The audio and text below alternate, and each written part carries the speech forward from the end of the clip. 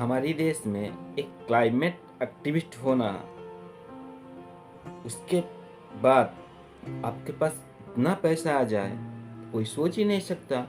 आज पर अमित मालवीय ट्वीट मैं आपको स्क्रीन पर दिखा रहा हूँ, साइट में देख लेना।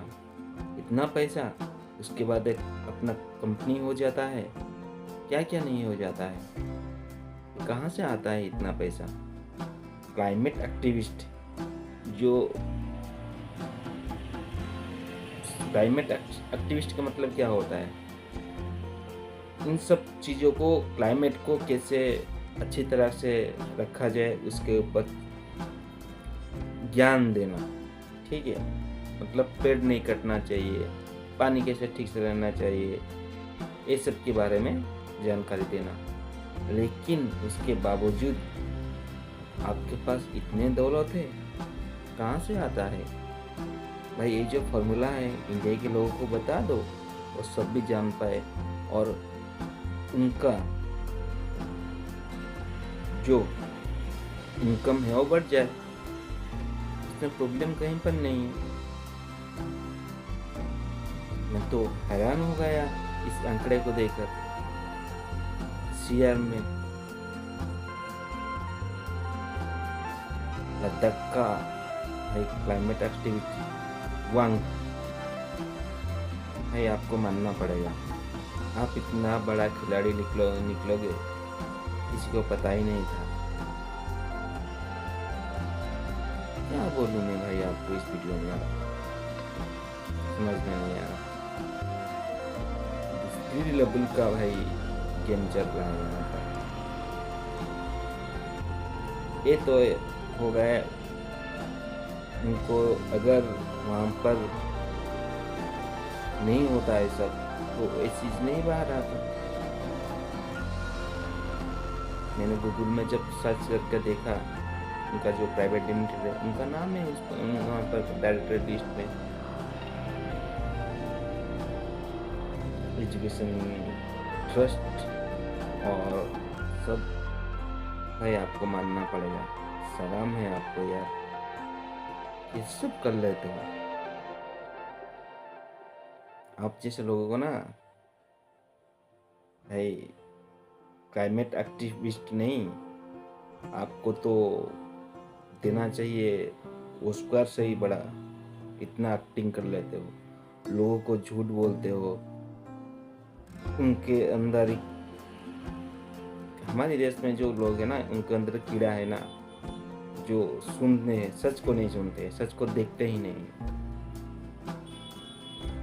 उनका मैंने फोटो डाला था, एक टी शर्ट जो पहन के वो भूख हंगरी प्रोटेस्ट में बैठे थे भाई।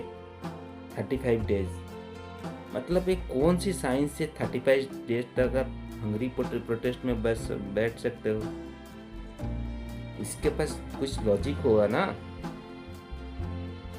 इतने सारे लोग वहाँ पर बैठे हुए थे, उनको ही पता नहीं चला 35 दिन तक कैसे क्या इंसान हंगरी प्रोटेस्ट में बैठ सकता है। 14 दिन तक बैठ चुका था ऑलरेडी। अगर ये इंसिडेंट नहीं होता तो और कुछ दिन बैठा कैसे? बिना पानी पिए, बिना कुछ खाए, हंगरी प्रोटेस्ट। भूख लगे बन मत खाए, डिमांड रखते, इस डिमांड को फुलफिल नहीं करोगे तो हम यहाँ पे बैठ जाएंगे। क्या शेड्यूल में आपका डिमांड था, आपके सब गवर्नमेंट बातचीत करने के लिए रेडी थे, अगले में इस महीने या अगले महीने आपके साथ बातचीत होना था। इस तरह का वहाँ पर करने की ज़रूरत क्या थी? और जो भी हुआ सही भी हुआ, आपका पोल खुला अच्छा भी हुआ, वरना पोल नहीं खुल सकता था आपका। लोगों को थोड़ा देखना चाहिए। ये जो प्रोटेस्टर है, आपको उनका कुछ नहीं बिगड़ता है। वो आगे बैठते हैं, नाम कमाते हैं, इस तरह से दाम कमाते हैं। उसके बाद किसी भी पॉलिटिशियन पार्टी में जाते हैं और जाकर पीएम का कुछ संभाल लेते हैं, आपको बेवकूफ़ बना जाता है। इसका सीधा साधा एग्जाम्पल है अरविंद केजरीवाल, समझे? अन्ना हज़ारे का प्रोटेस्ट में उन्होंने भाग लिया था, अन्ना हज़ारे को हटा दिया था। उसके बाद उसने दिल्ली के जनता को बेवकूफ़ बनाकर सीएम बना, सीएम बनकर शीश महल में रहा। उसके बाद जो हुआ आप सब लोग को पता है। यही तो चल रहा है देश में। समझदार हो ना, समझदार बनो। और एक चीज़ चल रहा है हमारे देश में, भाई किसने किसको बोला है, कहाँ पर ये ट्रेंड चल रहा है, आई लव जो सब चल रहा है।